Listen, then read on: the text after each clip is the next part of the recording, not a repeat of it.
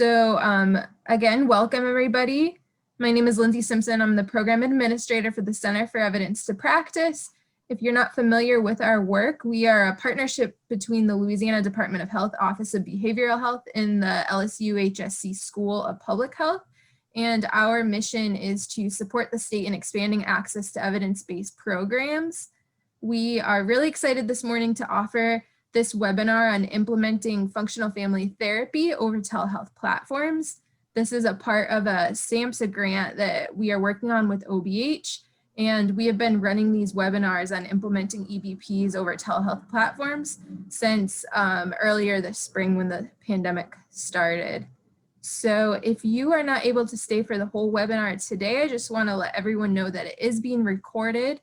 We will post the recording on our online e-learning platform, which is, you can find it linked on our website, laevidencetopractice.com. And CEUs will be distributed at the end of the session.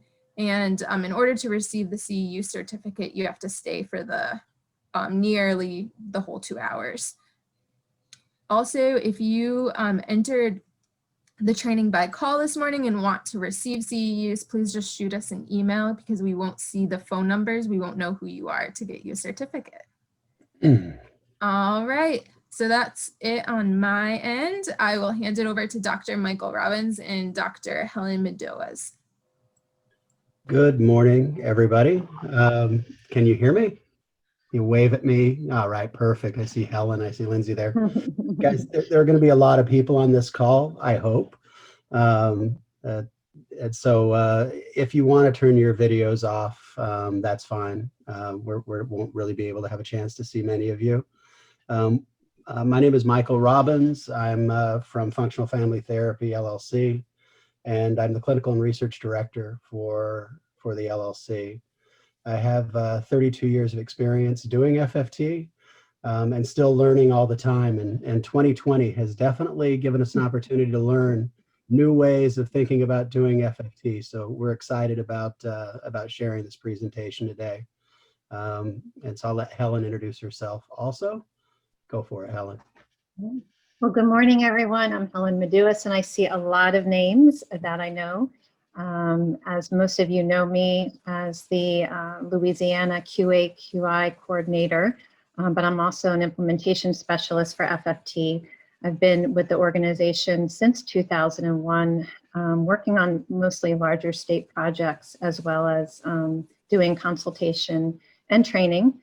So I'm very excited. I always feel at home with Louisiana folks, so I'm happy to be here and excited to share some of the findings we have discovered or learned over this last interesting time period with Dr. Robbins, with all of you. So, and I see, hold on, somebody has raised their hand. So, which one? Does somebody have a question? Okay, maybe, all right. No, Mike, I saw someone had raised their hand. Yeah, so I saw the raised maybe hand. we want to talk about. Oh, it might have been responding to my question of whether they could hear me or not, letting me know. So there are a bunch of people on the call. At last I saw there were over 70 people that are already on. So that's beautiful, but it does create some challenges. One of the biggest challenges is it means that it's harder to be interactive. And so we would ask that please make sure you mute your microphones and things, because we really won't have an opportunity to go back and forth as often. What I hope, though, is if you guys are comfortable with doing this, and those of you who are familiar enough with Zoom, you can actually go to a chat bar, and Helen and I will have the chat bar open and trying to monitor just kind of reactions that people are having and see whether or not there are pieces that we can fold into the discussion. But more likely, we'll try to make sure we wait until the very end, and questions that have come up or ideas that have come up, we can touch base with those at the end. We have way over prepared today. So we have a ton of information, way more slides than we can ever possibly get through. So we will be providing the slideshow to you guys that you can look at it afterwards also, because some of the content is relevant. to the work you're doing, or at least I hope it's relevant to the work you're doing and what we're hearing about. So we'll make sure that at the very end of it, if there are pieces that are relevant, we'll point you in the direction of how to look at and use the slideshow. It's really divided into three different areas as we're doing the presentation. One of them is going to be just looking at what the shift in practice has been and the outcomes of that shift in practice from where we started as an organization that supported almost exclusively face-to-face work and really valued this piece of coming together, both for consultation, training, as well as the clinical work, where you're working with that space in between everybody and doing that face-to-face in person. And in 2020, we saw a real dramatic change in just the landscape of practice. And so we'll describe what the impact appears to have been in this work globally. And so that'll be the first chunk. The second chunk will quickly kind of walk through general recommendations that have emerged from practice. And for those of you who've been monitoring the lessons learned document that we were updating almost weekly for a period of time, really as we learned the first couple of months of implementation, we'll talk about some of those lessons learned and also talk about the impact by phase of treatment. So we'll go through some recommendations from all 5 phases of FFT. And then the concluding part of it, we'll see how far we get in that section. One of the pieces that has come up in this work that has been particularly challenging is as systems and organizations that are serving kids and families that are vulnerable and incredibly high risk have moved to lockdown and quarantines. It meant that a lot of times the mandatory reporters that were available in communities did not have access to the families anymore. And so we ended up in a situation where a lot of our FFT providers were carrying risk in ways they've never done it before. And so that last section, we're going to talk about some of the things we did to try to create safety in these really unsafe times. And hopefully we'll get through a good chunk of that. For those of you who have a lot of experience with FFT, I think that last section and some of the ways we're presenting the information is really at a very high level, principle-based discussion as much as it is about the specifics of what we do. So pieces around ethics and pieces around just how we kind of think about the work. It really required that we got back to the core principles of FFT in ways we hadn't done in years. So that's the broad kind of brushstrokes for the organization of the presentation. But I'm turning my video off too to make sure I have bandwidth here. So let me move forward in this presentation.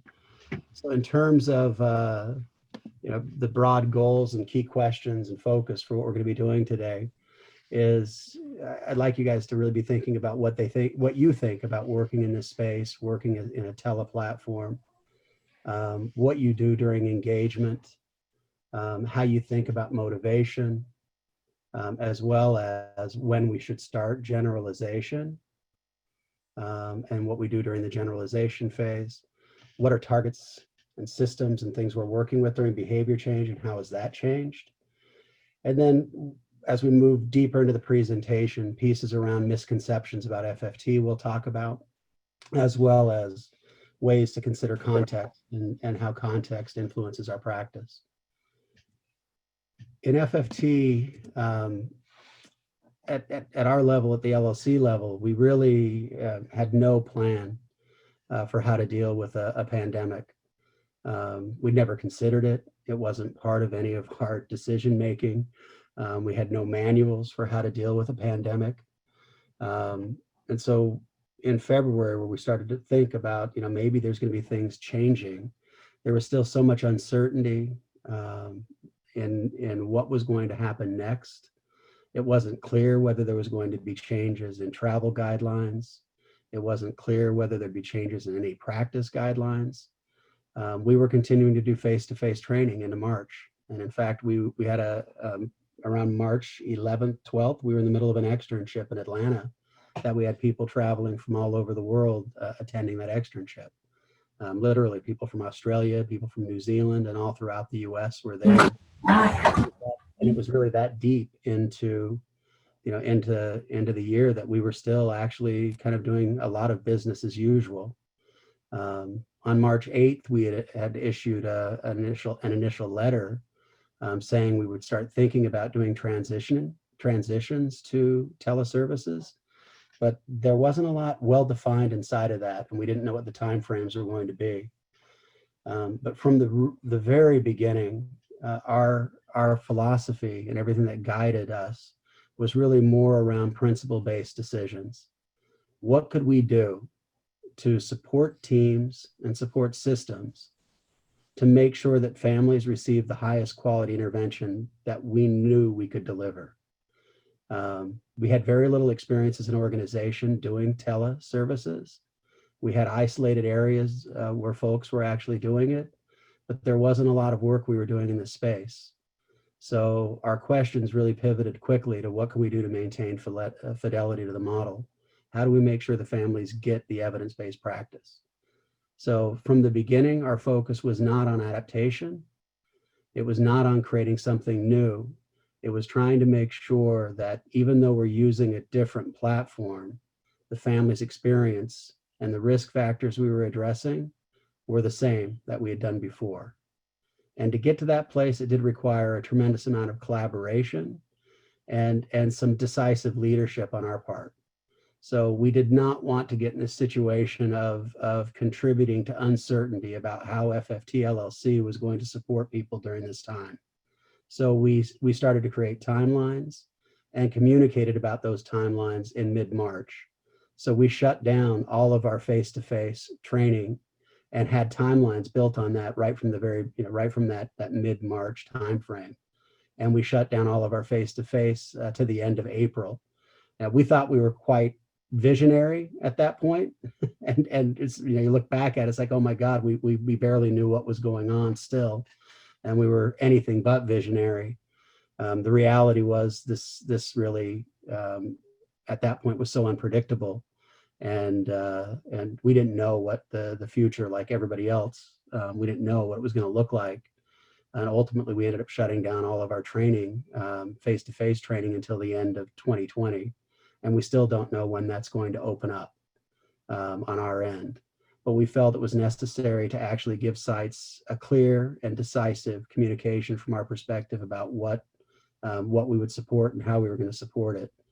And in doing that, most of our recommendation, most of our ideas actually didn't come from the top down. They came from our sites. They came from therapists that are on the ground doing the work, and they came from our trainers and consultants about what we needed to do to support people in making sure that FFT was delivered with fidelity. That led to a variety of changes as we transitioned to Tele-Services. Helen, do you want to go ahead and present these next series of slides? We're trying to give you guys different voices throughout the training and break this up a little since it's Sure. not able to interact. Sure. So just real quick on this slide, what you can see is really our standard delivery versus the modifications for COVID-19.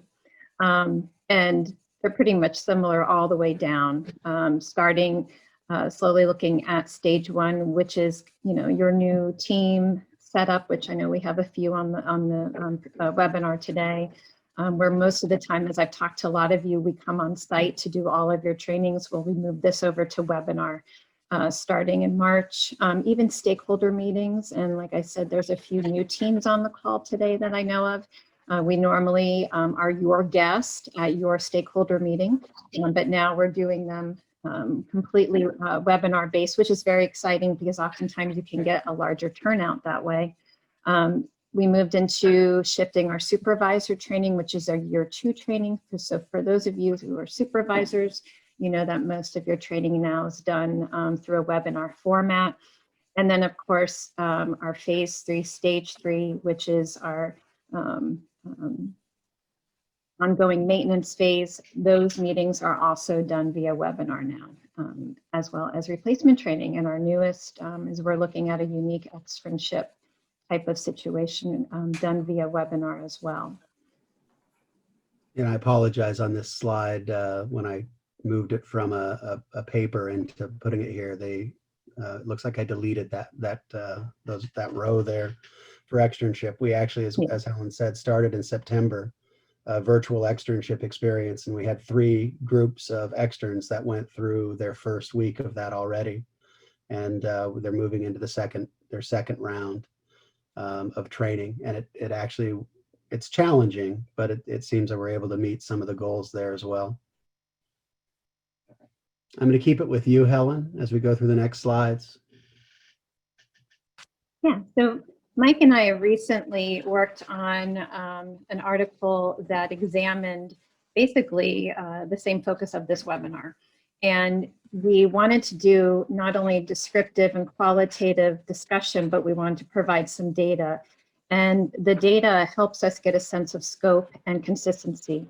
And what we did is we examined data for 2 time periods. We looked at March 15th, because kind of things really shifted after March 13th, that bad Friday, right? That's Friday the 13th. Things shifted from March 15th to September 1st. It's still ongoing, but we decided to look at that time period in 2019 as well as 2020.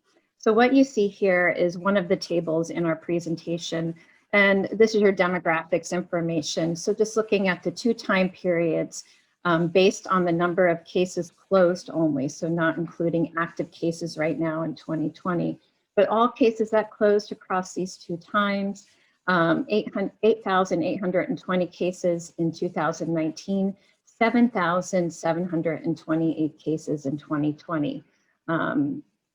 Similar, a little bit less in 2020, but there's a lot more, of course, active cases right now, whereas the cases in 2019 are completely closed. And again, this is for this short time period. But just to give you kind of the demographic information, pretty consistent across the 2 time periods. The reason why there are additional race and ethnicity groups, as many of you know, we have our new CSS, and so we've expanded the race and ethnicity categories. But interestingly, again, just a descriptive slide, you can see some how kind of similar the 2 time periods are with the treatment population. We can do the next one, Mike. This table displays the scope of all of our efforts to ramp up for all of you trying to keep the current families that you had or families that you were starting with during the pandemic. And while the data here is on closed cases and we adjusted it to remove never begans and administrative discharges, you know, those cases where families move or they lose their funding, what you don't see here is pretty significant. And that is that FFT therapists in 2020 saw over 11,000 families nationally and internationally during this short time period. And they provided over 35,000 telesessions. What we have on here, if you go on the right-hand side under, I think you can see my arrow, under 2020, these are again based on closed cases. As I just noted, we adjusted them. But you can see on the right-hand side, the number of telesessions, 24,604. There were still face-to-face sessions that occurred during this time period. And there have been sites that have continuously provided face-to-face sessions in very unique ways, from meeting on porches. I've even heard of people meeting in their car and talking to families that way. But you can see, if you look through the CSS, you can see a rapid shift from face-to-face to all telesession. And as many of you know who do FFT, we also realized that was the point we needed to add that as an option for you so that you can describe your type of session as either session or telesession. Completion rates, interestingly, very similar. 2019, about 79%. 2020, about 74-75%. And then you can see your non-completion within therapist control is above that. So pretty steady around completion rates. Contacts are similar for the 2 years as well. Interestingly, the average one is a little bit less for 2020.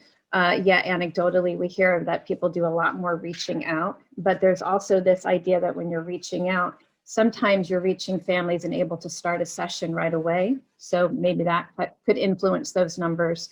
Our average session numbers, very similar, whereas length of stay is a little bit lower in 2020, and that kind of makes sense given that telehealth format.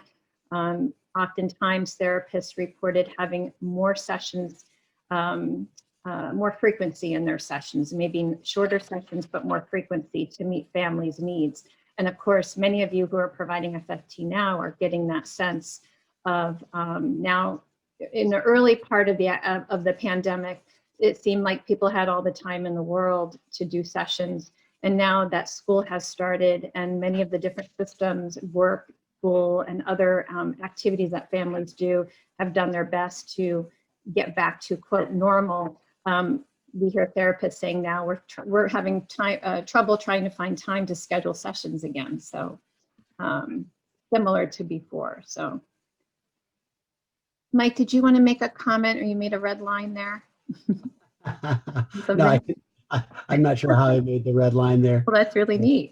Yeah, I was trying to see if there were any questions in the chat, so not yet. Okay. I'm just trying to be The disruptive. good scope, yeah. So good scope. This gives you the scope and the shift of what had to be done to address the needs, right? So as Mike was saying, you know, going from, oh, okay, we can do some things telehealth to 100%, not only in our training, but in our provision and service delivery. The last interesting table or information from our paper looks at not only the consistency in practice, but allows us to kind of get a sense that teletherapy appears to be a safe alternative when face-to-face is not an option. That is always the ideal, of course, but when face-to-face is not an option or becomes a barrier to treatment, if we're looking at just comparative data, we can see that there's many similarities between when we were full on face-to-face and mostly providing FFT in homes and communities to now doing distance telehealth. For this particular slide, you can see the ultimate outcomes from 2019 and 2020, again, very similar, and hitting our national standards of 85% or higher. And these are for completed cases, of course. We were also curious about therapist outcome measure, and we could have looked at OQs and YOQs, and we have data on that for the 2 time periods. But just to get a quick snapshot from a therapist perspective, as many of you know who do practice FFT, the therapist outcome measure, we look for a goal or a rating of 3 or higher. That's our national standard. And you can see in the first 6 questions of the therapist outcome measure, we're anywhere from 3 rounding up to almost 4 in responses in areas of family functioning. And then in 2020, we've added, some of you may not realize this, but we've added 6 additional questions on adolescent behaviors. And we've already got some data on that, looking in terms of illegal behavior to runaway behavior, drug and alcohol use, and school attendance. Again, all reaching the national standard of 3 or higher for some of them. One of the things, of course, that drives what we do and what we were worried about most is fidelity, right? Are we going to still have good adherence and competency via telehealth? And so this became, the last part of this slide became very critical to look at fidelity, average fidelity and dissemination adherence in 2019 versus 2020, same time period, with a mix of therapists at all different levels, right? And different phases of their training. And you can see very similar, if not slightly higher in 2020, which really provides some good assurance around using this modality. And I was going to say, I know a lot of people are worried about dissemination adherence because we think of a big part of that in the tasks that we do to support FFT is that delivery of assessments and our paperwork. And I know that when we talk to therapists, that's a pretty big stressor, is how do we get those assessments done? Because I want to make sure I have good dissemination adherence. And it looks like everyone, and again, these are international numbers, international and national numbers. Folks are able to basically deliver the model as designed. So I think that's all I have for these, Mike. Yeah, it is remarkable when you look at the consistency across the years, from 2019 to 2020. Therapists, you guys have done an amazing job of making sure that families continue to receive FFT with high quality. And then you really do see things showing up in terms of the completion rates and some of these ultimate outcomes, and also the therapist reported outcomes. It doesn't mean there's equivalency. When we can get back to some kind of normal, whatever that's going to be, I don't think the data suggests that one could replace the other. But in a period where so much is uncertain, what this data does show is that FFT can be delivered in a way that's safe and that appears to be viable with respect to achieving outcomes that are at least similar to what we've seen before. And that's a real nice messaging at various levels, from system levels down to your therapist, who sometimes have felt that during this time, it's just really so much is challenging, and there's uncertainty in the work, and there's a lot of stress, anxiety, fatigue, and therapists have really questioned their own efficacy. It's always nice to have data to fall back on that says, what, despite all of these things that are happening, and you guys in Louisiana have not only had to deal with with COVID and just sweeping social change and its disproportionate the effects of the virus on persons of color and everything that's happened in the aftermath of the George Floyd murder, and just the storms. I mean, God, how many hurricanes have now hit Louisiana this year? Not to mention just the ongoing stress at the political level, and not knowing necessarily what FFT should look like during this kind of period of new normal. Despite all of that, it's pretty striking when you see numbers that we're getting here, how well FFT is being delivered to kids and families, and just how much therapists have really been at the leading edge of making sure that people are taken care of. And in a lot of communities, it really has been the FFT therapists are really one of the only stable and predictable pieces in some of the families' lives. Child welfare systems have disappeared. Case managers have disappeared. Probation officers have disappeared. But the FFT therapists were able to maintain contact with the families and really kind of hold that risk and really manage that risk effectively. So we are real proud of the work that's happening, and we feel that we've done a pretty good job of supporting it. And like everything, though, we need to continue to get better. And this all started for us with really understanding that in order for our therapists to be able to practice the model and to do it well, we needed to acknowledge that our therapists and our trainers and consultants that work for FFT LLC were also taken care of.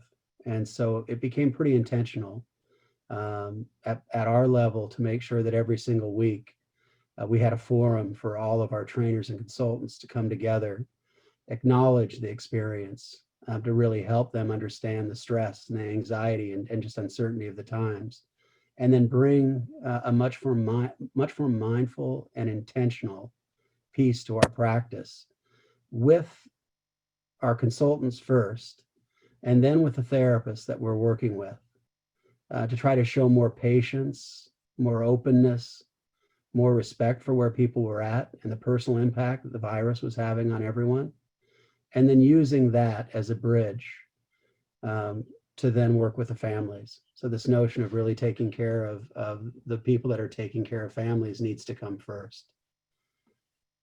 In that process, it was remarkable how much we learned from our providers. And so Helen, I'll let you do this slide, and then I'll take the next one. Sure. So these are general lessons learned, so they're not necessarily tied to a phase, but kind of in general across all phases, or even preparing for the work that you all do or that we do with families.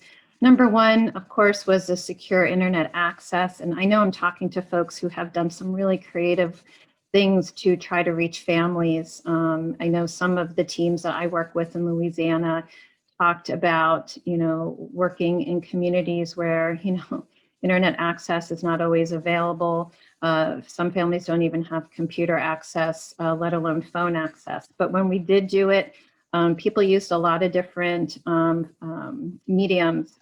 Zoom, which is always interesting because if folks have the basic Zoom, I think you only get 40 minutes. So therapists had to do double Zooms.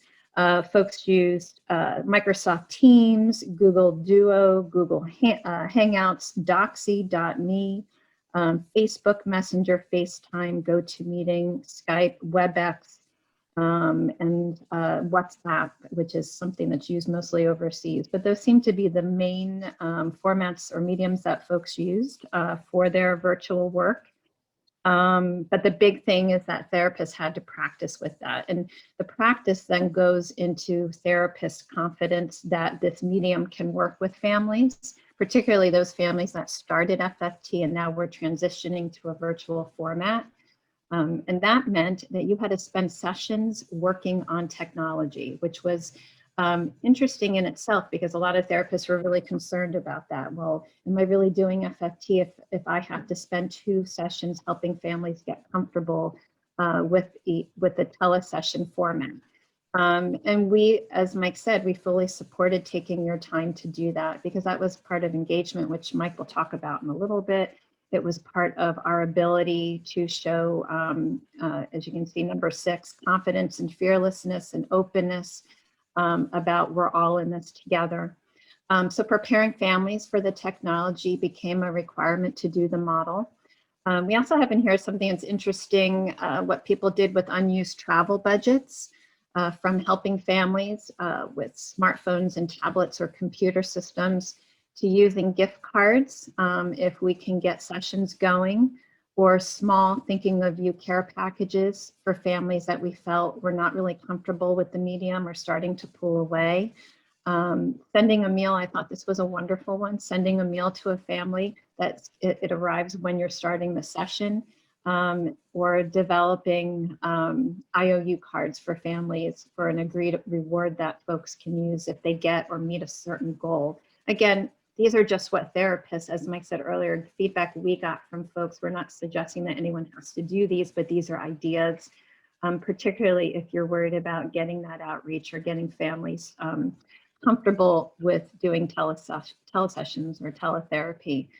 The big thing, though, that we recognize is just jumping on for teletherapy cannot be done without having a plan B. And the plan B for me is 2 different types of plan B, a technology fail and crisis fail, or crisis or violent situation, I should say.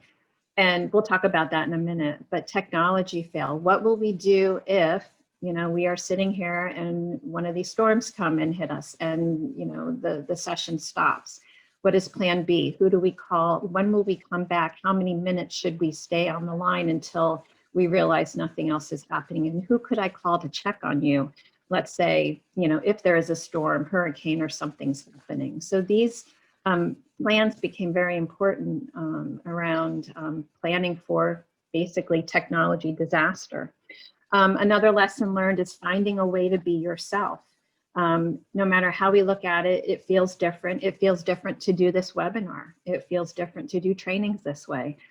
So understanding what you're comfortable with and what you're not, and working on those areas where you're not as comfortable. And we have, of course, as we go forward, some examples of how therapists do that, from providing short videos about themselves to short bios so that families could get more comfortable with therapists. Addressing privacy concerns. Some families members did not want to be seen on camera, which was kind of interesting because we could still do creative things with virtual medium, either having folks stay off, but as long as we can hear them, come on and off as they're comfortable, as you can show your video or as you can, and that can help ease folks that are kind of nervous or uncomfortable with that. Therapists talked about families starting completely, sometimes with no video or a funny picture, and then as they get comfortable, suddenly they open the video, and that helped the therapist know that, hey, I think I'm connecting and I think I've got this going. Assessment completion, again, as I mentioned earlier, seemed to be the biggest question all the time. How do we handle assessment completion?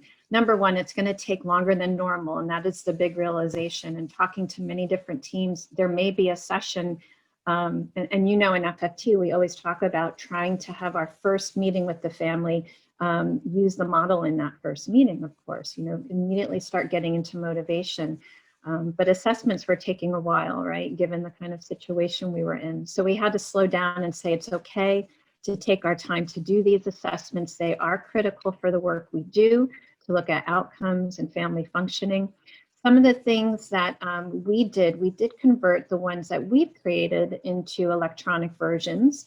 Of course, many of you know the OQ, the YOQ, and the YOQSR is not created by FFT, so there's a copyright for that.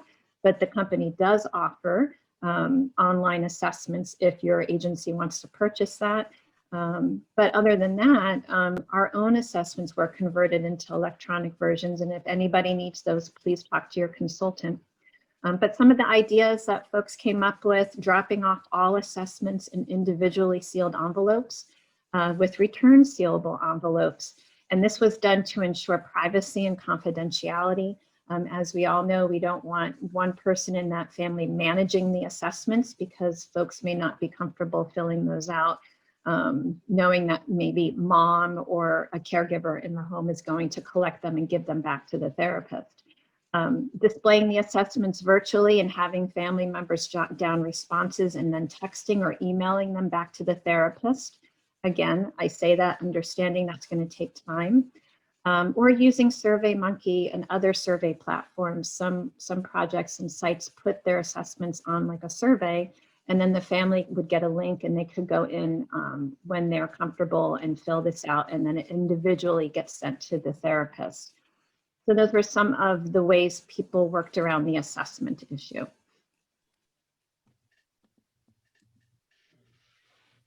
So a piece that was challenging during this time was really continuing to monitor risk and to conduct formal risk assessments when they were necessary.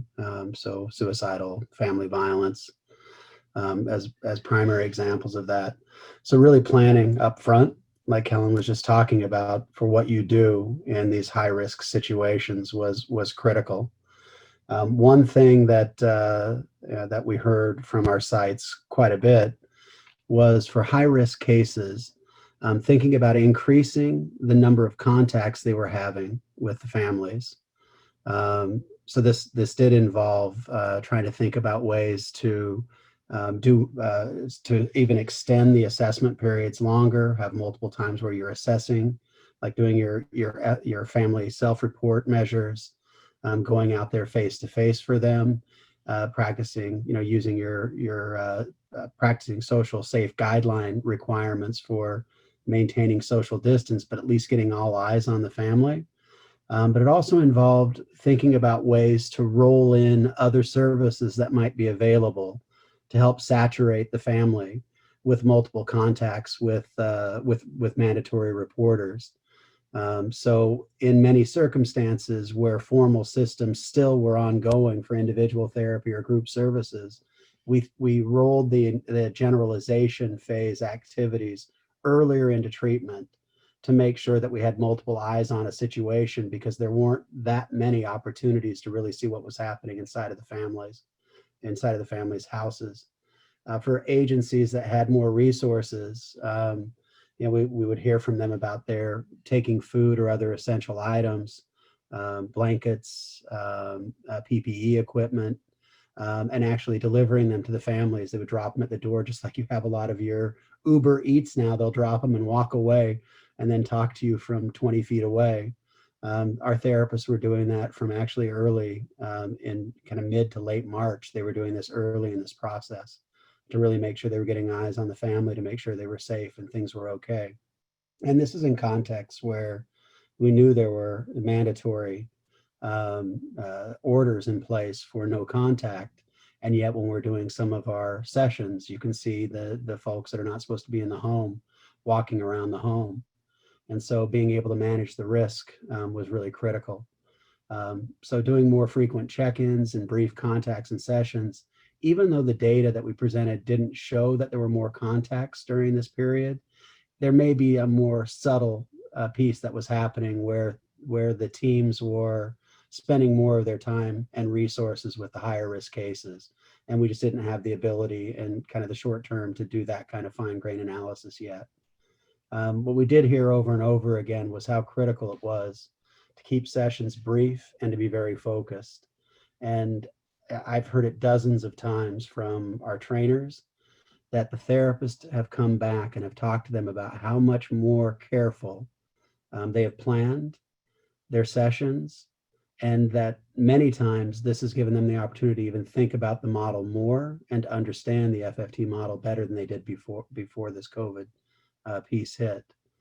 The level of creativity that therapists showed during this time is pretty remarkable. And I think there were options here that we didn't even realize were available to us and may never have been available had we not, had this shift to telesessions. And just that using multiple modes of communication during a telesession is much easier to do than when you're face to face. And so therapists are folding in YouTube clips, images to support practice in ways they never did before. Also, we had families that were separated from one another due to COVID. They might even be in the same general community, but a father and a mother who were separated, the youth could not have any access to his father because there was no ability at that point, for kids to be traveling back and forth to different homes. It wasn't considered safe in many communities. And so we were using the sessions, telesessions, to actually fold in father and create contact where that wasn't an option before. And therapists realized and started to talk about how that expanded their just general notion about doing FFT into the future, where you might have a grandparent or a brother that's living in a different state or a different part of the world, and folding them into treatment. Just, it was kind of a no-brainer at that point. It's like, oh my God, there's so many more opportunities to involve people than we ever thought before. So there are ways in which this really has expanded, I think, the way we can think about doing FFT as we move forward. And Helen, you were talking about this before. Yeah, I was going to say, I think the one thing that I know most therapists, and maybe some of you have experienced, is that what do you do when somebody walks away or disconnects? And it kind of feeds into the safety question or the plan B, which, like Mike said later, he's going to talk a lot more about safety in the presentation. But if you just take a minute and think about what would you do if this happened during a face-to-face session? The youth gets up and goes to his room and says, I'm out of here. Kid screams, leaves the house. Somebody slams the computer shut and you're instantly disconnected. And so it becomes, these kind of in the moment where you feel the distance and the disconnect because you're not there in the room. But this happens all the time when we're with families, right? Particularly in early phase as we're working through the motivation phase. So it becomes, sometimes when you're wondering how is this different or how to address it, you go back to the model. What makes this any different than if I was there and the youth did this? And I think, there's many different answers to that. One is not having that ability to have the closure or the follow through and kind of feeling lost on the other end. And that's where it really helps to have the plan, be patient and flexible, plan ahead for these things, right? How long are you going to remain online or involved with the family to try to do that reconnection? Is there a way to maybe reach out via a text? Is there a way to turn this around? It can be pretty upsetting. And is there a way to find a strength in this disconnection? And rather than make it about the situation that happened, make it more about, is this what typically happens? Or this is kind of, normal for this family. And while it seems shocking because it's via the virtual, or maybe that becomes in the middle of it, It really is kind of a normal way to disconnect when things get too heated, or to say basically in really loud way, I need a break or I need some space. So understanding risks, understanding safety upfront really matters, and having a plan in your mind, or even having that discussion with families when there's really high risk of what are we going to do so I can remain connected with you. When would I know that, for example, you're getting uncomfortable? I know this is hard, and I really appreciate that you're taking the time to try this format. I'm excited that we're still able to meet, but how am I going to know when you're starting to feel uncomfortable? Or I've even heard of therapists taking kind of planned breaks with families, because, you know, we all hear about Zoom fatigue and other types of fatigue. But being able to say, you know, this is intense, why don't we take a 5-minute? Why don't we break up our session a little bit? And I think it's okay to let them know that you're willing to be patient and flexible until they get comfortable. And also come back to getting the family, you know, in a better stable place when someone does suddenly or abruptly walk away or disconnect. Having an idea of what you'll do next before you have theirs going to help you as a therapist feel a lot more comfortable. You know, hey, family, this was really intense and I'm sorry about this. Let's take a break, and I'm going to reach out to Helen and check in with her via text. I have her number, and maybe we can get everyone back together in about 10-15 minutes. So not giving up either in these situations. But this seemed to be the most kind of difficult, or where people suddenly felt stuck. And again, my sense, and I think our sense is, you know, we go back to the model. What would you do? What makes this different? Follow the model. You know, what would you do if you're in the home and the youth walks away or walks out? I don't know, Mike, if you want to add to that. No, it's good.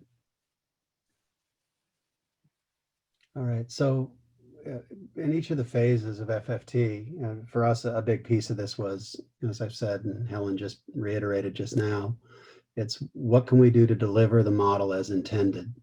And so I think during COVID, there's no better example of how we got back to basics than our thinking through what we were going to do during the engagement phase, and asking ourselves, you know, from the very beginning, what are the key pieces of engagement that make it so unique in FFT?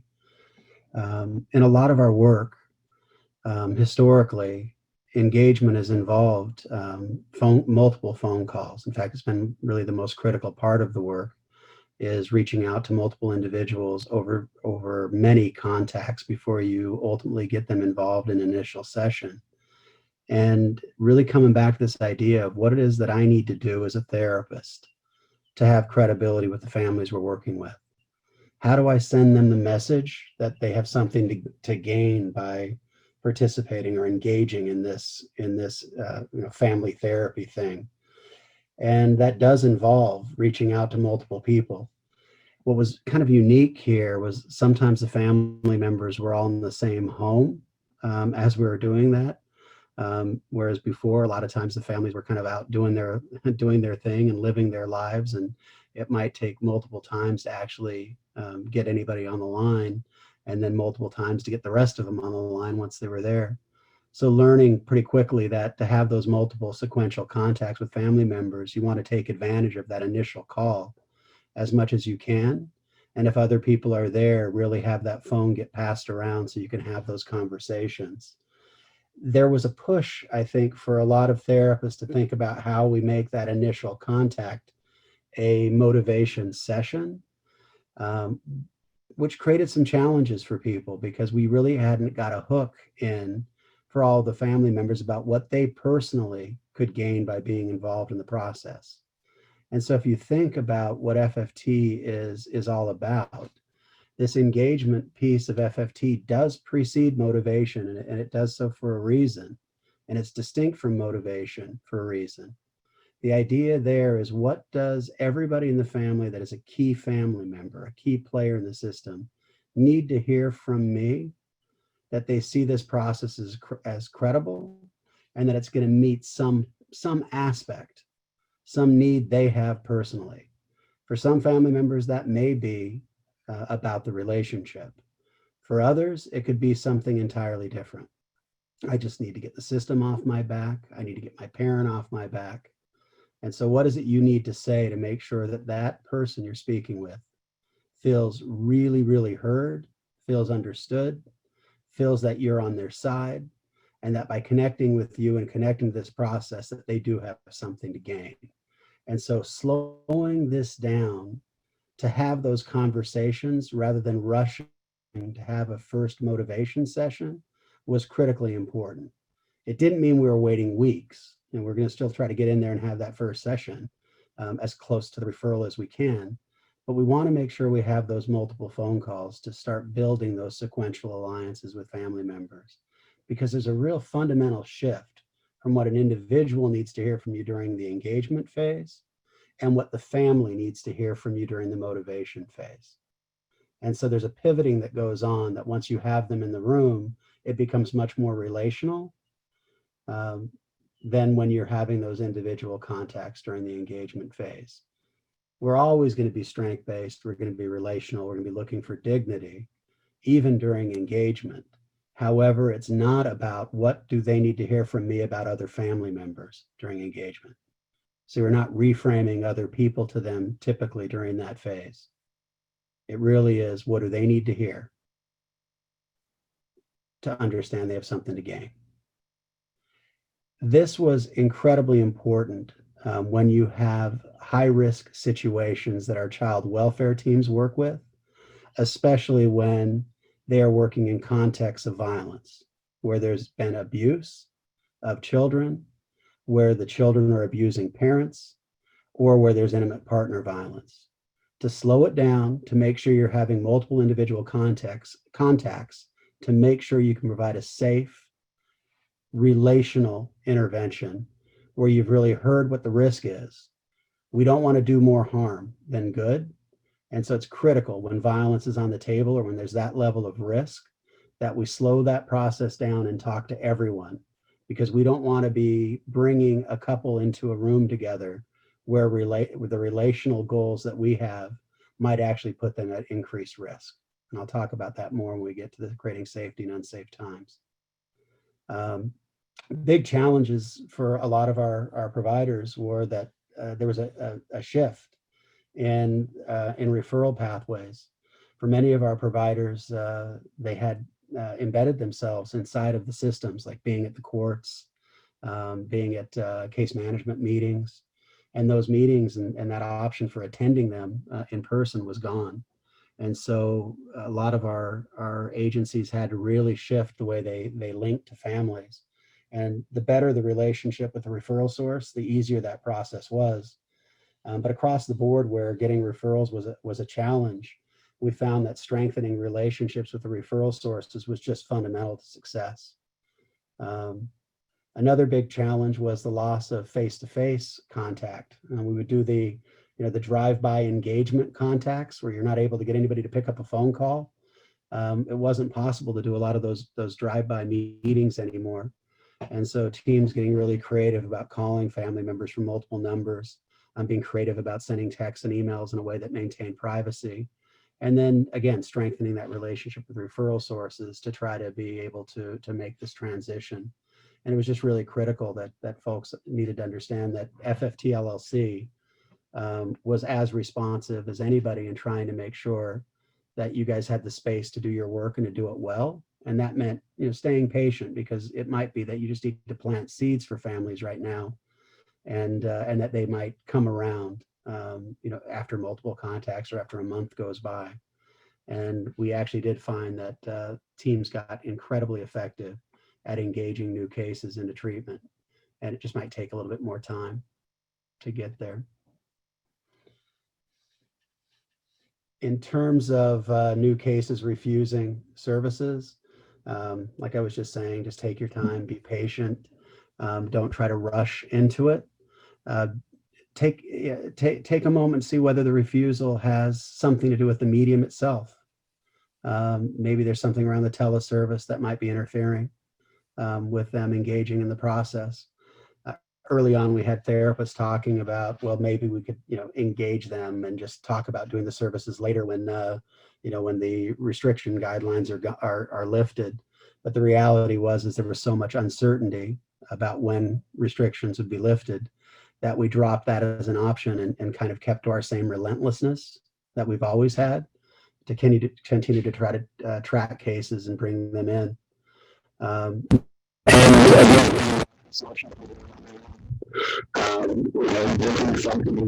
Sources solutions for if necessary. Does that mean we keep the case in a holding pattern, have things be active and check in periodically? Can we engage the referral sources to do some of that for us also? And thinking through what that impact is for you guys and your utilization rates and the ability to stay, kind of solvent when you're working with multiple families.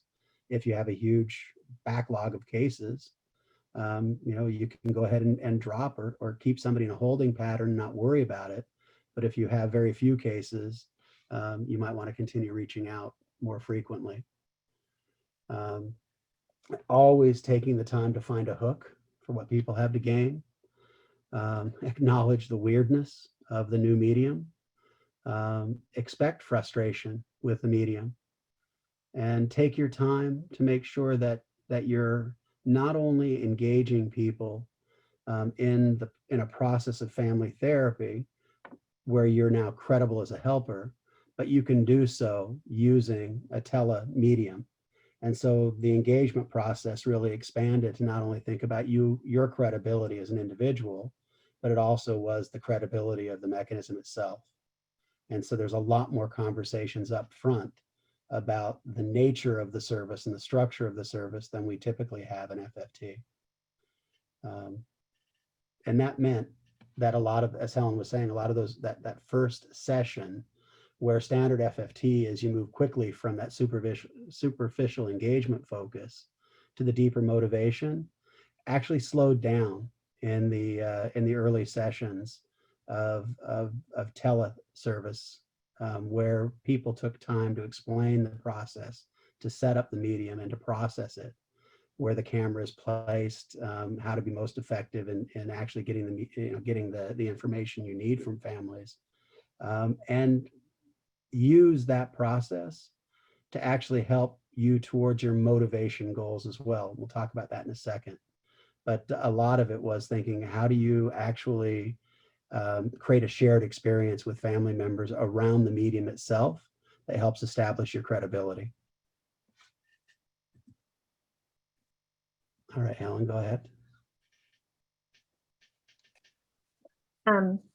So we know that probably once we're through that engagement, which like Mike just described, was very different than maybe the traditional way we do engagement, or the kind of way we get feedback or interpret whether it's ready to go.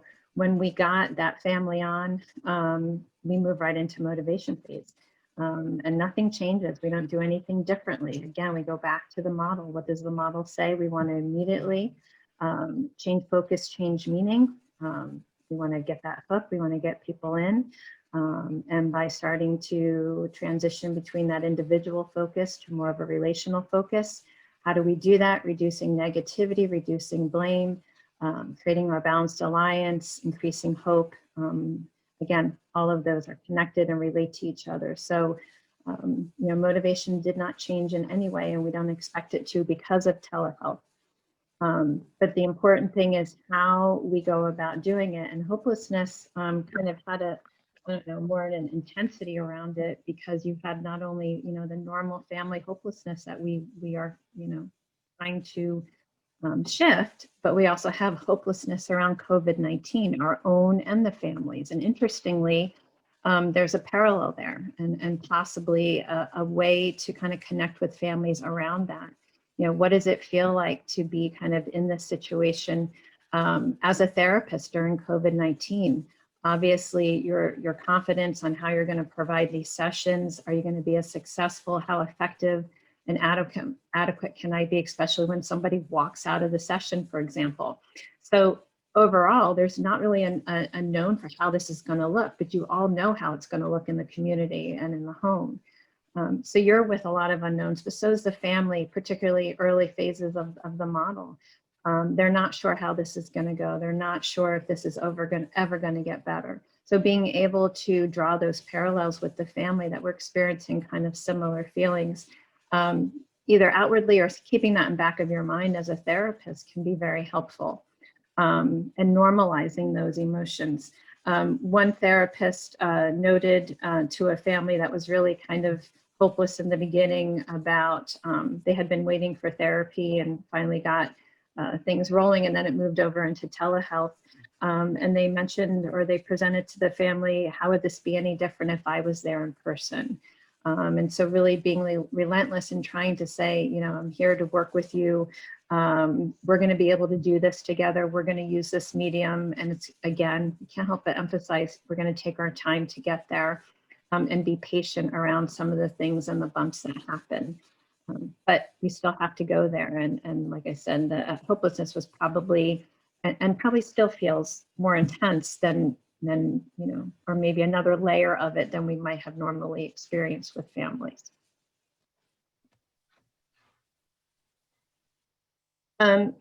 In terms of building a balanced alliance, therapists were finding that they're focusing on the relationship even more and around being flexible with family members, right? Because you're almost more, because of the concern or the feeling of that distance, we're listening more around relationship and using more of those techniques around relationship building, finding a collective in the humanity of our circumstances. So again, kind of what I was just talking about, if we can collectively, both, you know, with others when we're working with them, talk about the circumstances, that often allowed families to shift from kind of the COVID circumstance to the family circumstances, right?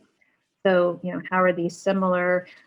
For some therapists, it was a way in to get there, particularly if families were stuck on the COVID piece. And I heard a lot of that in some of my work with sites where they were feeling like we're spending week after week talking about COVID, talking about fears and concerns and hopelessness around COVID, and using that maybe then as, or the feedback to them is using that as a way to begin to draw parallels, talk about life in general, about experiences as a family, how this family experiences trouble and problems that come their way.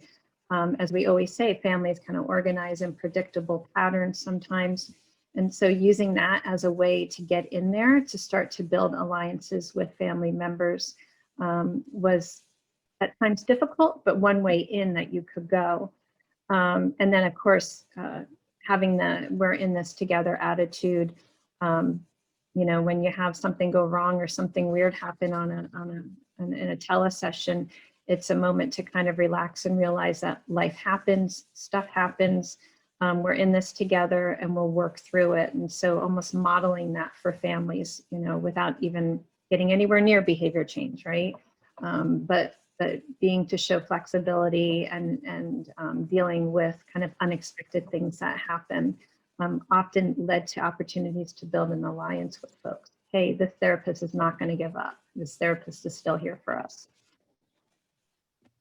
In terms of managing conflict, which is, you know, kind of some of the early things that we're looking at early on in the motivation phase as we're shifting or changing focus and changing meaning, therapists describe using metaphors and themes with families, and using image or guided imagery or shared screen. And interestingly, using metaphors is really nice because now you can connect them to YouTube videos and other things. So one example is a therapist who had a funny video of someone trying to get on a horse and ride a horse and use that as a metaphor for the family, you know, both dealing with COVID and some other things that they were addressing and facing and how it feels similar. And while the video had humor, it was able to show perseverance, and the therapist could connect that to the family. This is how I see all of you in your own unique ways.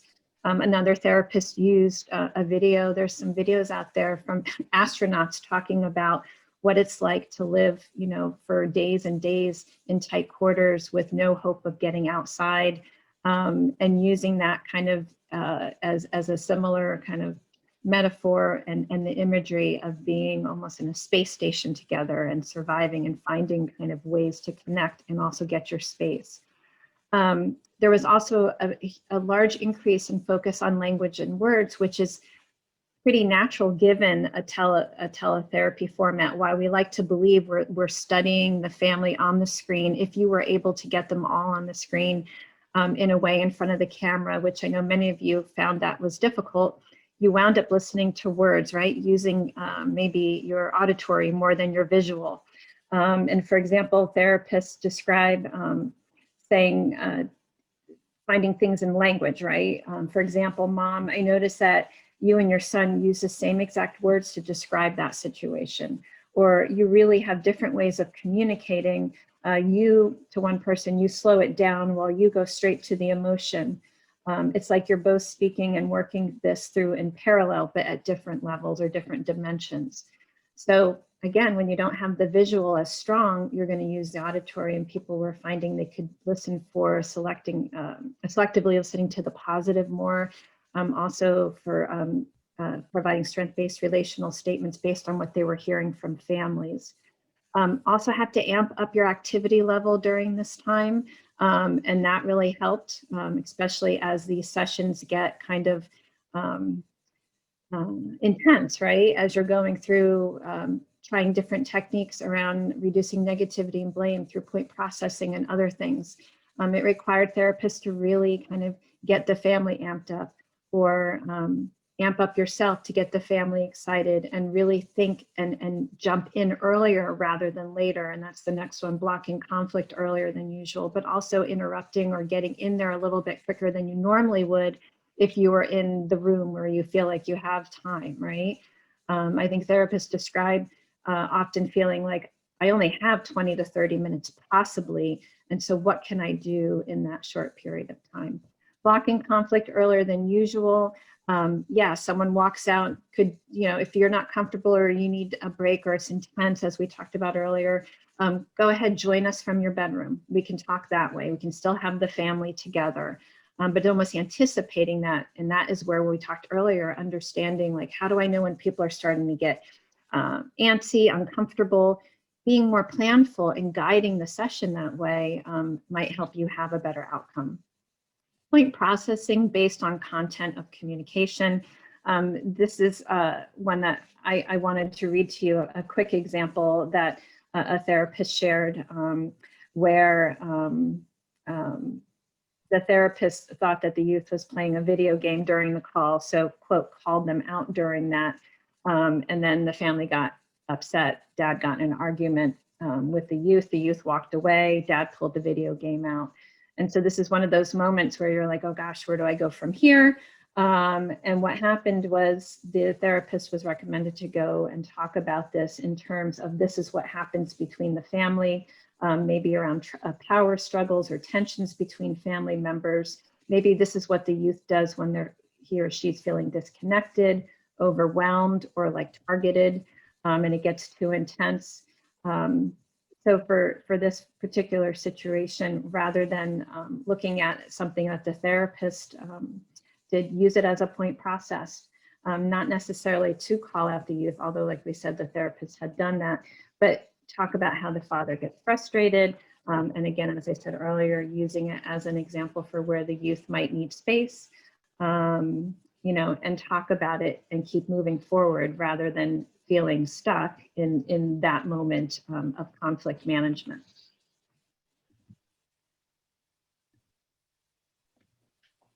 So a couple of things that were a little different during COVID was families were stuck together a lot more than they had been previously. And so there were questions about whether or not the relational functions or patterns had changed in any kind of key way. And so again, getting back to basics, it's what's going on for this family at this point in time in terms of the intrafamilial payoffs, as well as what are the extrafamilial payoffs when a kid leaves the home and is out hanging out with their friends. So the whole notion of relational function doesn't shift. It just meant that there were certain patterns that that you have to comply with that might be a little different now, given that the families were kind of expected by the larger community to be spending more time together. The reality is we're kids had a stronger desire to have those extra familial contacts, they're going to find a way to get there. And so how to match your interventions to them was really no different than during standard FFT, where kids are hanging out with their peers. Another piece that that came up quite frequently was whether the changes were temporary, during COVID-19. And so should they be planning on how to use relational functions during behavior change and generalization based on something they might predict the family would look like post-COVID, or should it be based on what was happening during COVID? And again, we really kind of tilted it back to remember your focus is on what appear to be the current payoffs right now. And we want you to document all of those and plan for those rather than trying to anticipate something that you just don't have access to right now. And I know it gets the heart and soul of a lot of questions we always get around do relational functions shift and change over time. And we just don't get trapped in that discussion. We try to stay very much based on where families are at currently. Helen, I move forward a little quickly through that, knowing that we have a lot of slides still. Mm-hmm. Yeah, behavior change. So interestingly, we talk a lot when we work with sites, particularly sites who are more in a maintenance phase, about creative behavior change ideas. And interestingly, with young people, using technology is a great way. And I'm just thinking, I know a site that's on here, Leslie, calling you out, where we've talked about creative things we could do during behavior change with young people, what motivates them. And now we were kind of forced to use this technology, which some of the feedback is that, the young people really liked using technology during behavior change. So just a couple things that we noticed people doing, mailing materials ahead of time. So we're going to work on this project, and I'm going to drop off some cards that are going to allow us to problem solve, some situations that we're going to talk about. Or even emailing it ahead of time and having parents and family members print that off. Using web links during sessions, YouTube, Pinterest, to help people come up with some ideas and practicing family games or family situations. Using whiteboard and Zoom. So I know that I'm a very visual person, and oftentimes I talk about drawing things out.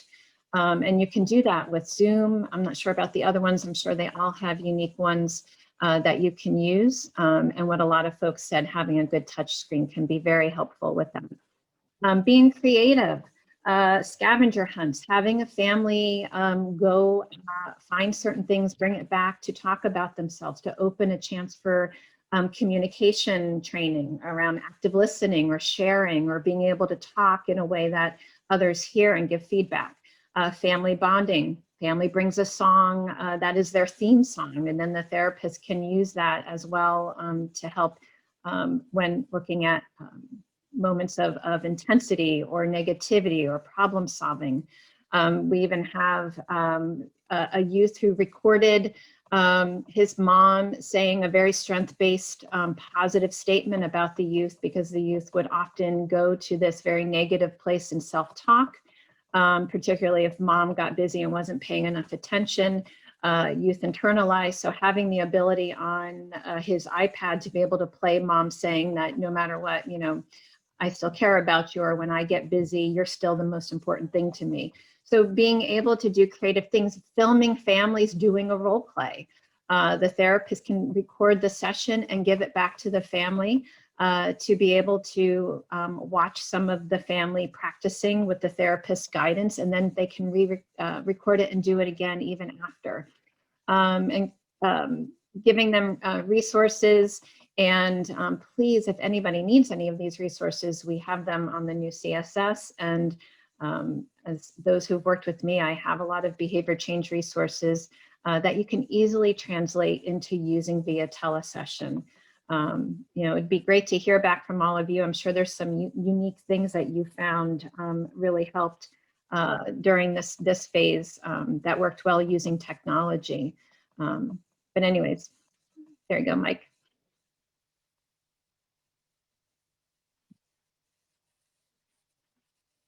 Got to unmute myself. Finally, after the quarantine ends, some of the questions around, what to do, what's the family going to look like? So we found that a lot of therapists were not just planning for immediate resources and what needs to happen now, but also what things might look like, 2, 3, 4 months down the road. Again, that's not really all that unique in the sense that FFT kind of always has thought about that in terms of developing generalization plans. But what was unique was just the, kind of the uncertainty and just the new social, the new social factors that were on the table. One question we heard a lot about was that there was more intensity and connection, at least the experience connection to family members during this period of time. We heard much less conflict than I was actually expecting, and much more around family bonding. So having a parent that traditionally had not spent much time at home, but being home all the time, increased connections among family members. And I don't say that necessarily to say the relational function shifted, but there was that real sense of a bond between parents and kids that could potentially be disrupted as parents returned to work or kids went back to school. So ways of thinking about maintaining that bonding in a way that matched to relational functions became really important in designing generalization plans. We also found that some kids actually do much better on home instruction than they were doing during the regular school year. And some of these kids end up struggling with attendance at school because they just hate being there where they're failing or being criticized, and it leads to a lot of conflict, not just at the school but at home. And kind of learning that many of these guys do a great job when they're in a virtual context, and how we can help families advocate for them during these periods of time where schools are reopening. And you get these mixed messages about whether or not they have to go back to school or whether doing home instruction is a possibility. And so ways of maintaining that, that ability to do homeschooling were important. We saw that a lot, particularly for our older kids. In CW, it was a different kind of challenge where you had younger kids in the home and parents were now going back to work, and how to manage that process. Thinking about how to manage that again when it's 4 or 5 months away is also a challenge. We didn't want to hold on to cases. We wanted to actually close cases and plan for the future rather than try to hold them for too long. We developed a lot of, or spent a lot of our time developing plans for trying to deal with the fact that many of our informal resources like church and extracurricular activities were not available during COVID. Fortunately, a lot of those have started to reopen in places where it's safe enough. But early, it was a void that was typically available to FFT therapists, and now it wasn't there. And so really leaning more on formal supports earlier in the process to try to make sure that families are linked to systems that are helpful for them. And then finally, one unique piece that we did find was therapists were initially reluctant to close services during COVID. And part of that was that natural support systems, extended families, and others were not as available because of the social distancing restrictions. And so finding creative ways to make sure that the family members were still able to connect, even if it was virtually, with these informal systems became a real key part of the generalization plans. Also identifying services that are in the community, the formal services that are there, that had shifted to teleplatforms, and linking families to those systems. So again, knowledge of your own community is a fundamental element of successful generalization plans. The more you know and the more that's available, the better your linking can be. And then trying to use the internet and other self-guided resources more frequently than we had in the past. So giving family members links to mindfulness practices or CBT resources or parenting resources to help bolster the plans was a real critical piece of this. And finally, with respect to the termination, some families were also a little reluctant to terminate. therapy. And so it's really important to kind of understand the reasons why that might be the case, and to redefine for ourselves and for families that termination is really a process rather than a discrete event. And it's okay, just like we do during engagement, to slow it down. It's okay to slow down termination as well, and have this occur over a longer period of time. Multiple shorter contacts, maybe start spreading those contacts out, and then plan for booster sessions so families aren't just left on their own, but there's ideas that they're going to be able to come back and there'll be multiple contacts with the family members post-service closing. So I did notice we had a few questions. I just want to see, or at least the chat was active. Yeah, Mike, I'm covering it. I'm good. Okay, all right, good. Thanks, Helen. So lastly, and I'll try to keep this relatively brief because I did want to leave time for questions. As I said before, it was a tricky time because we have a lot of systems where FFT and our place in the system was really challenged by the shift to teleservices and by the social distancing guidelines that were being recommended in the different communities where we were working. And I know this is relevant for many of the teams in Louisiana that do work with very high risk cases. And I've heard some of the most risky cases in Louisiana in prior conversations during the years. Real tough situations and that kids are exposed to abuse, neglect, sexual exploitation, violence, just the types of situations that many other people run from terrified. For some reason, our crazy FFT therapists embrace and flourish in working with the families that really need us the most. During this time, it was really tricky, especially when we started thinking about working with domestic or family violence. We were really pushed into a situation where in many places we were kind of on our own. So the FFT teams were one of the only providers that was still open. And so it really brought us back to this idea to really consider what's happening at the system level. And so real key questions to ask yourself and the community is FFT an appropriate intervention for working in context of domestic or family violence? The number of times I've had that question asked to me in the last year is probably triple than what I've been asked about that in the last 32 years of doing this work.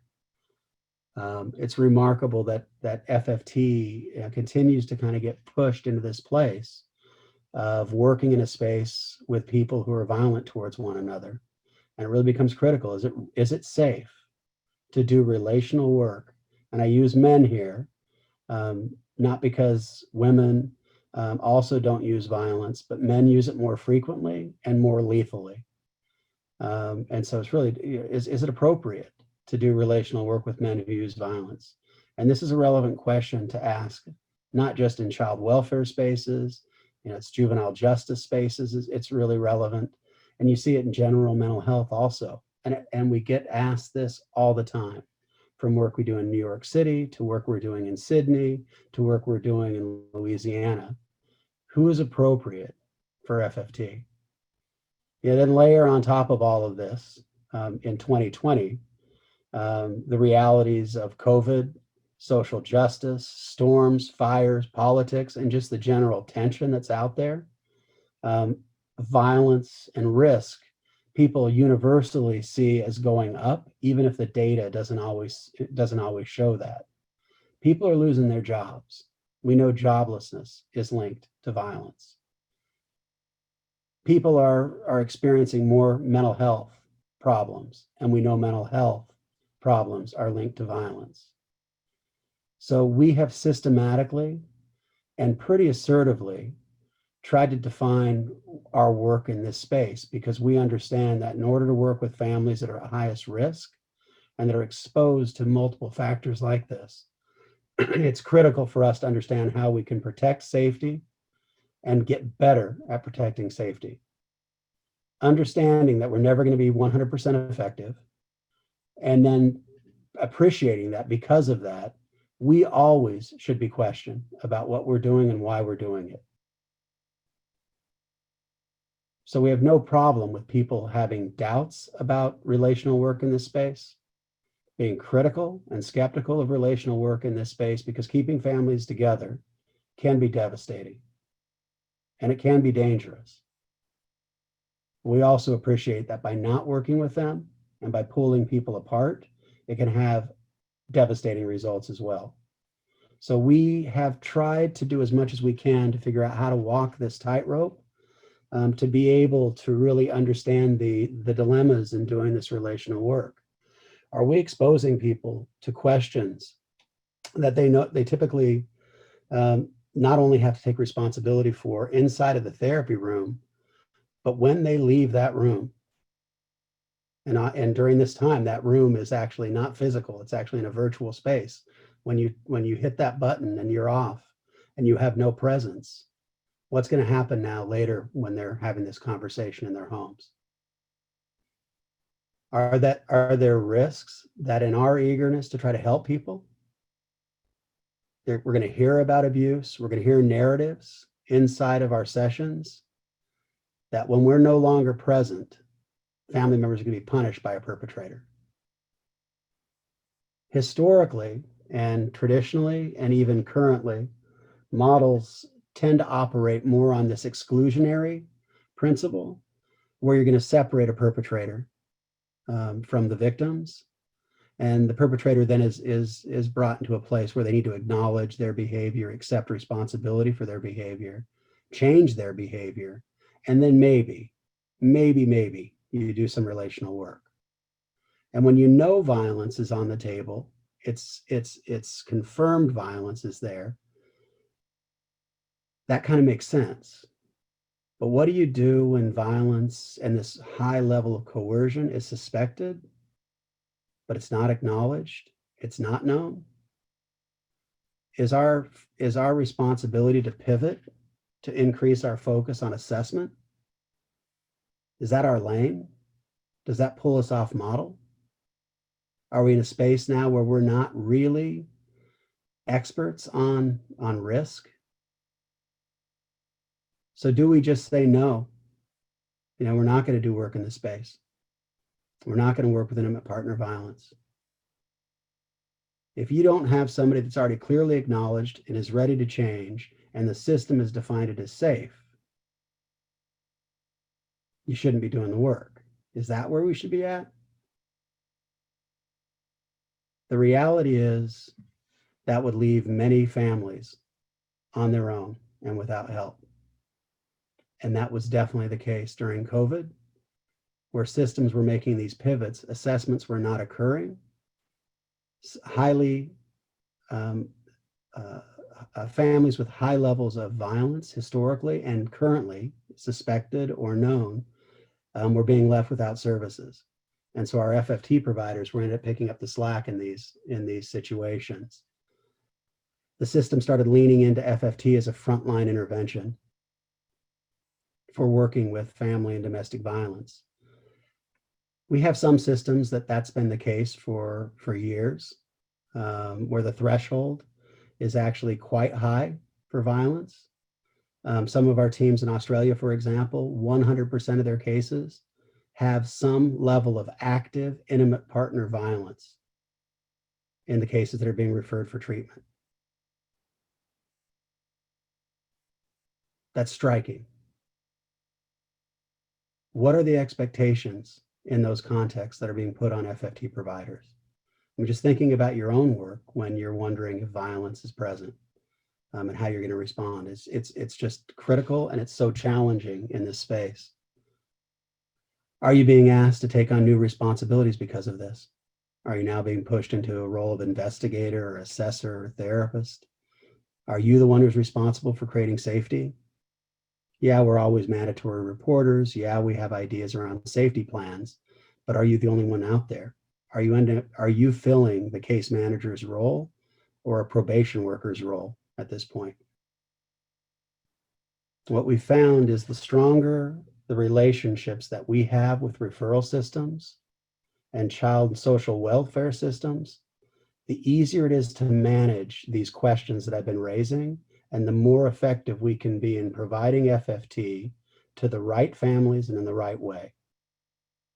And it requires very effective and frequent communication with referral sources and child social welfare case managers, not just during the initial referral, but over the course of treatment, where everybody has a clear understanding of their roles and what are the goals of treatment.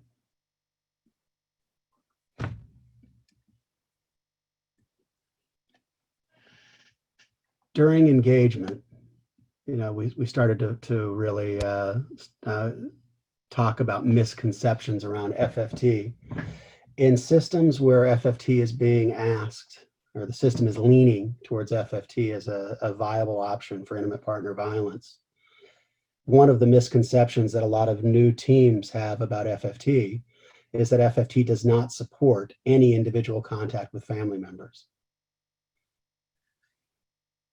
During engagement, we actually expect individual contact with family members. That does not mean you are no longer being strength-based, you are no longer being relational. You're always going to be strength-based and relational in FFT. However, we do expect there to be multiple contacts during the engagement phase. And when violence is strongly suspected or known, it's actually good clinical practice to slow that engagement process down and have multiple contacts with families.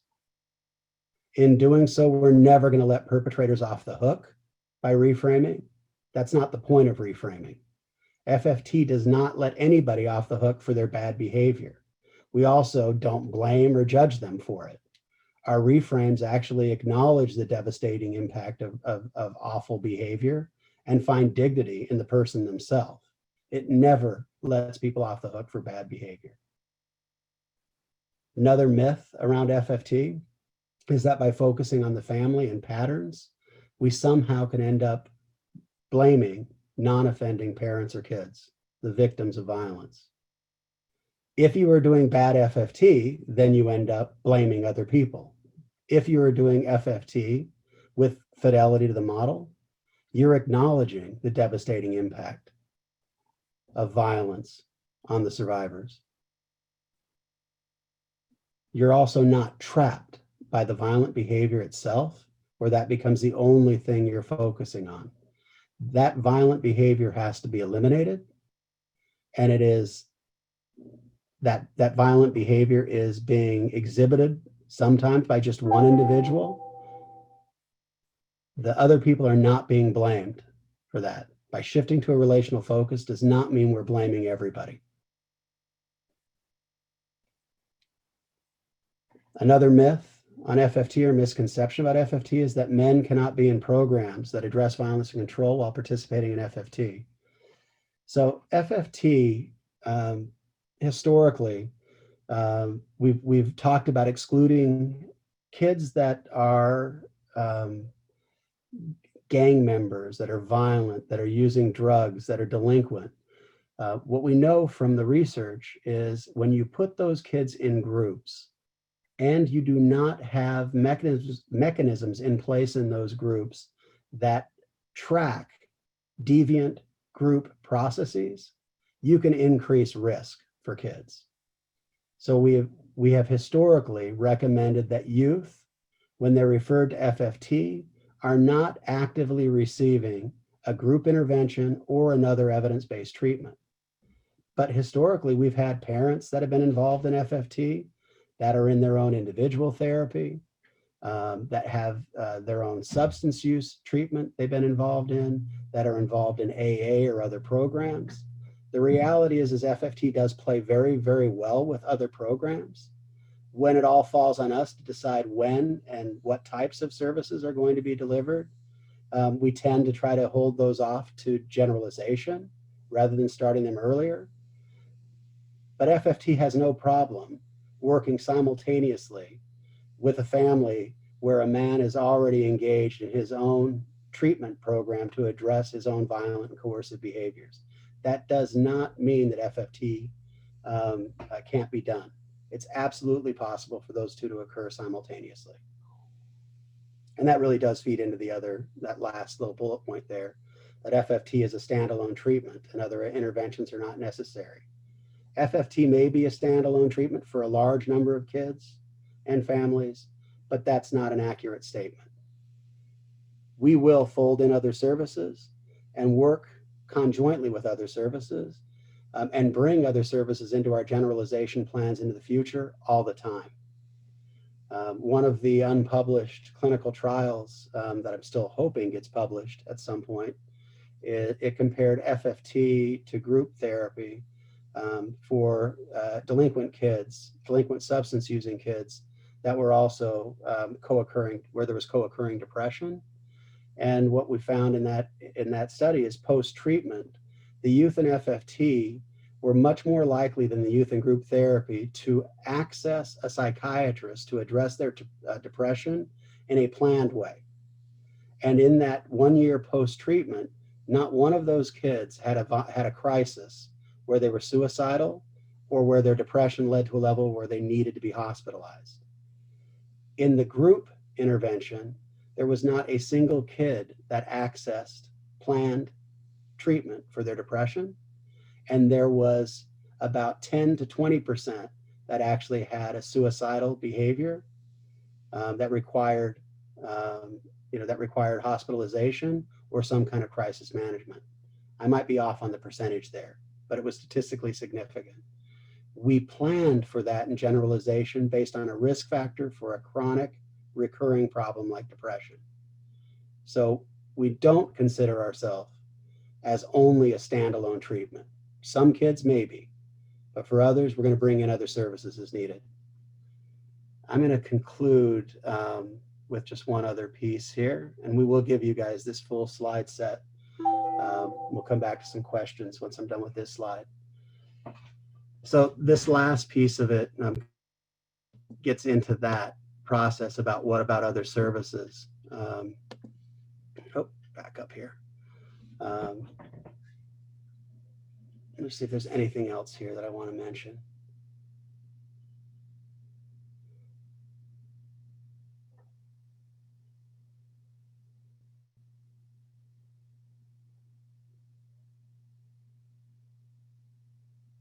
Okay, so one reality that we did find during COVID was that the extensive wait lists for men who use violence or for individual assessment and treatment of chronic problems like trauma or depression were just not available.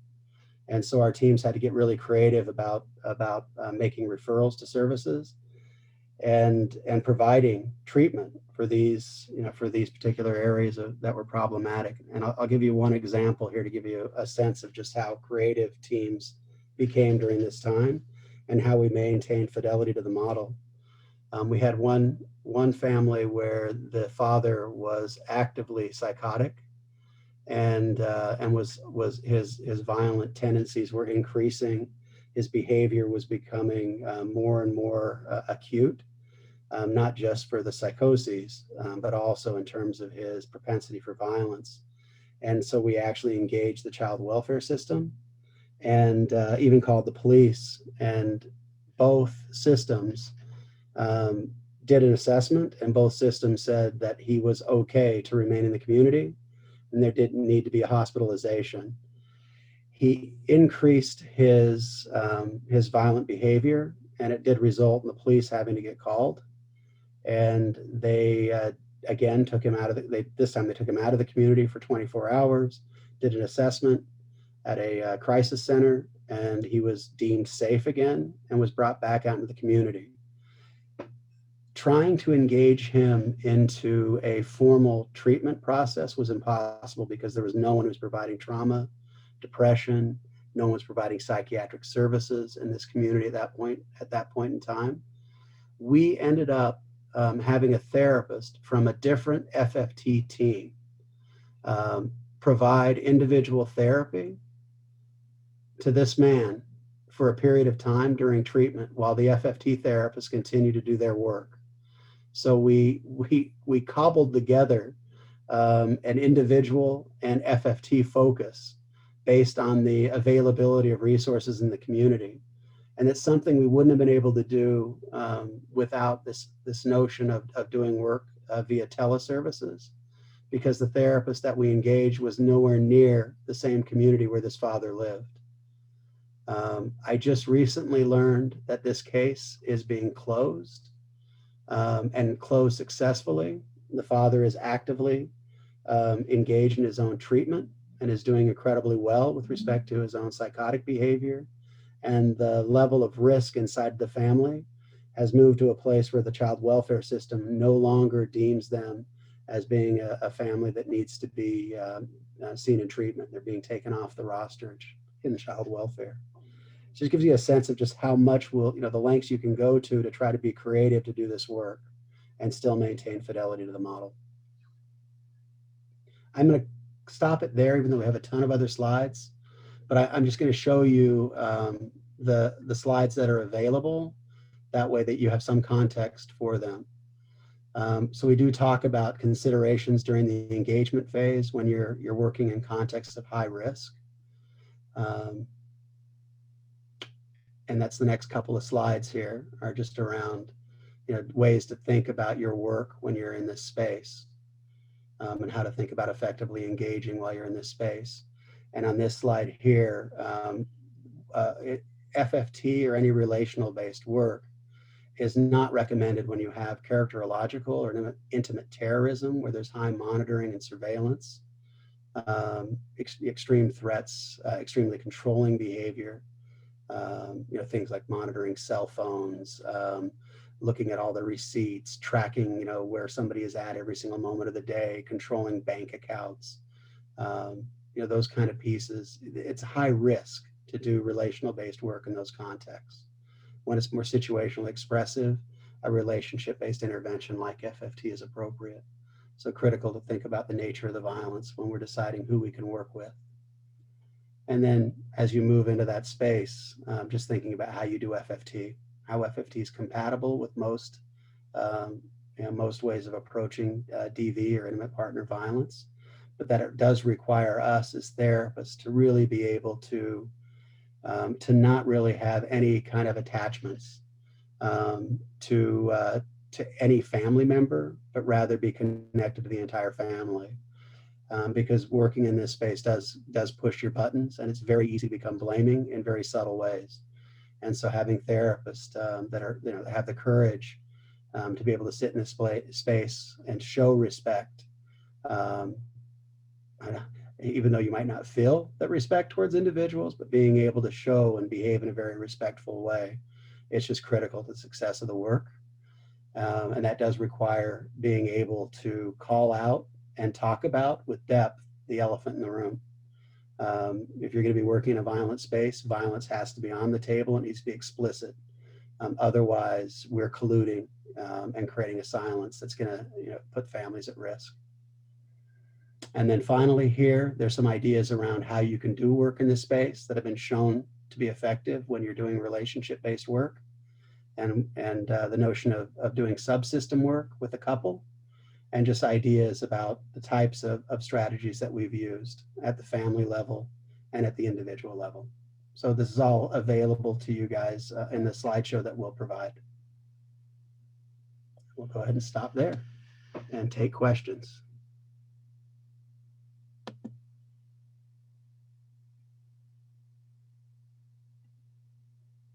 Do we have anything in the chat yet? No, Not yet. nothing that would be relatable.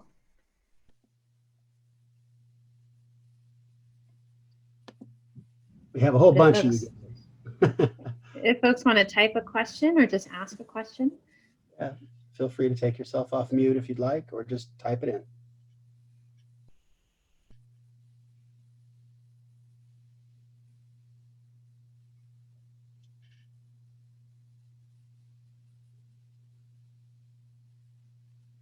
Nikisha, we will figure out a way of getting the slides to you guys. So I'll talk to Lindsay after this and make sure the slideshow is available to you.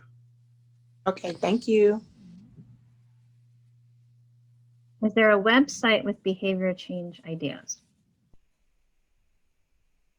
It's another great So- question. I actually have a slide deck that has not a slide. Well, it's a slide deck, but also some resources around working in this space. And we're putting them on to the plan is to have this available on the new CSS under the resources. Yeah. So- Kesley, just so everyone knows, there are behavior change resources under resources in the old and the new CSS. I have a nice little PowerPoint with really creative ideas that I've collected from folks. And a lot of them are very applicable to doing telehealth behavior change techniques. So good. Hi, Carlin. You were asking, do you guys think telehealth services will be available for use after this pandemic? I know it's the big question for a lot of states and a lot of managed care companies. So. Did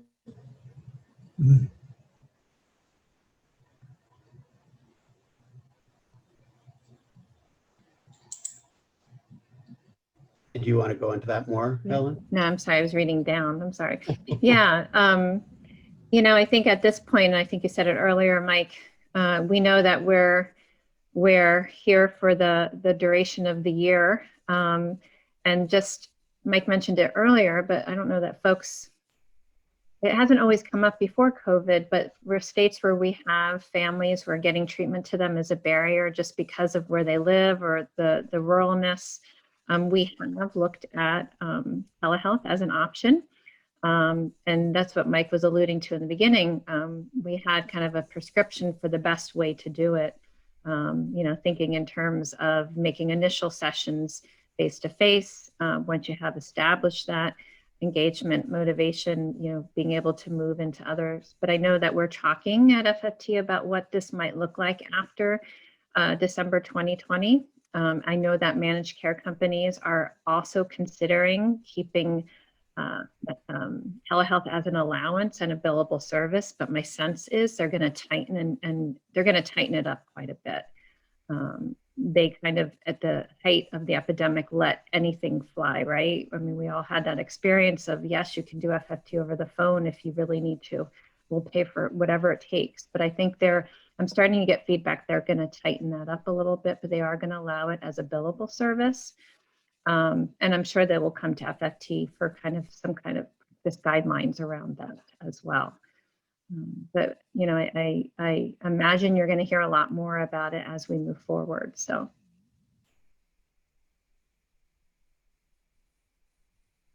With respect to our training, we might have more options available moving forward.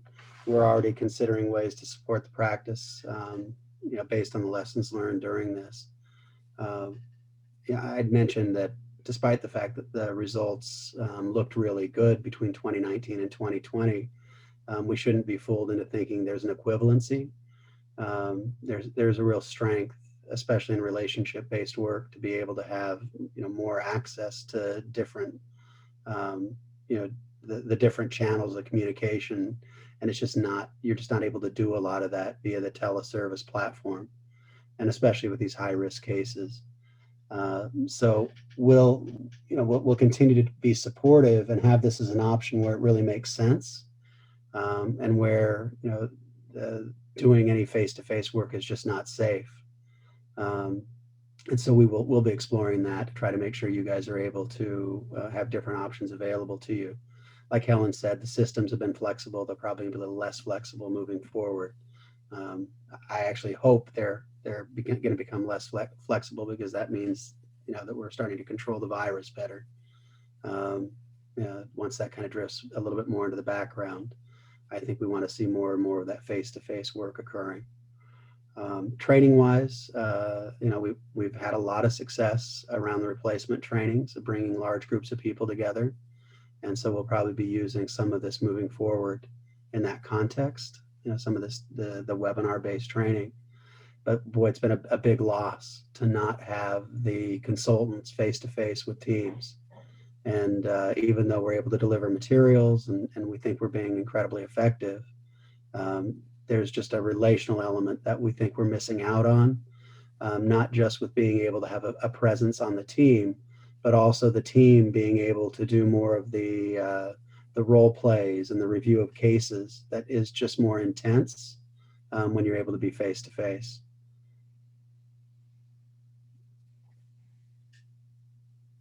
Yeah, what I wanted to add to that, and then I know Stacy, you had asked about, don't mean to call you up, but you asked about whether we would see this as an option or it being situationally based. And I think we're still, kind of seeing that we always prefer face-to-face, where, you have all your senses there, right? Your visual, your auditory, the ability. And remember, we also want to match to what's best for family. So if a family is more comfortable, let's say past this time and the family prefers face-to-face, we want what matches to the family to guide what we do, versus putting everyone into, sorry, we only do telehealth, right? It's kind of the opposite.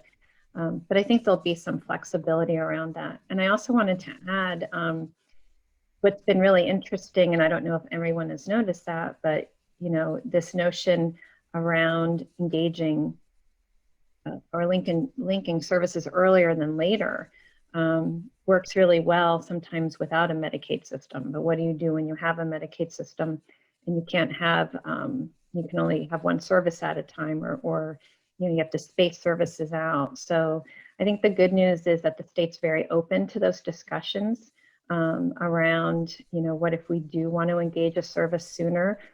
Even that example Mike just gave, what if we felt like it would be very beneficial for a family member who could use their own therapy during, and that would help enhance the FFT work that we're doing in a domestic violence or intimate partner violence situation.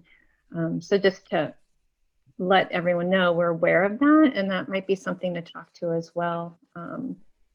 If this continues, if this situation continues as long as it has. The other thing, I know some of you have been able to use booster sessions or thought about it in terms of booster sessions. Like, could we look at follow-up sessions once COVID is over? The problem is we don't know when that is, right? So we could have some plans that, we're gonna follow up and maybe do check out or review our relapse plan for generalization once those services are now more available.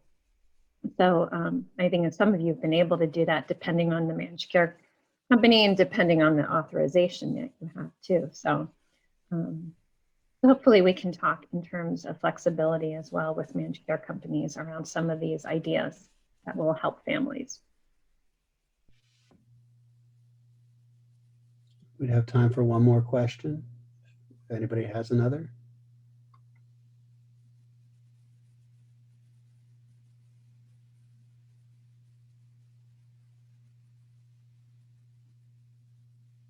All right. If there's no question, I think having a 5-minute early is not a bad thing. It's incredible to see the participation here and just the number of people that are on the call. And just so you guys know, FFT is incredibly proud of the work we do in Louisiana, and the fact that Louisiana really has per capita more FFT therapists than anywhere else in the world. And we really, are just so invested with you guys, and your interest in the model and your ability to practice it is really just evident on this call. So thank you so much for everything you guys do and what you create for the families there in your great state of Louisiana, as one of our consultants loves to talk about it as. Some of the most creative therapists are in this state, because you have all had to do some pretty creative things during this time.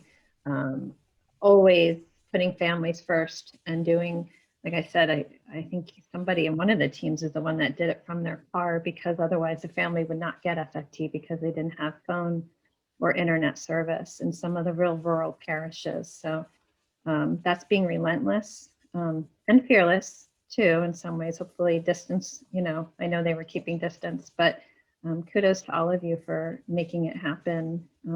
And those numbers are international, but the numbers do represent Louisiana in many ways, of the ability to ramp up and shift practice to be able to do this. So Thank Oh, you. nice. I see Stephen has come off video. Yeah. Stephen. So, Jumping on to say thank you all very much.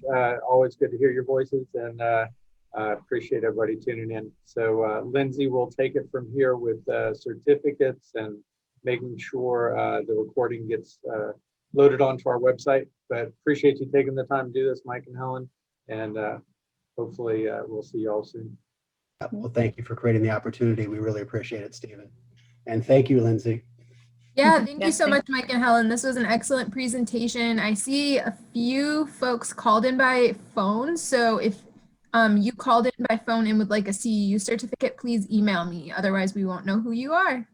So thanks again for participating, everybody. We appreciate all the work that you're doing.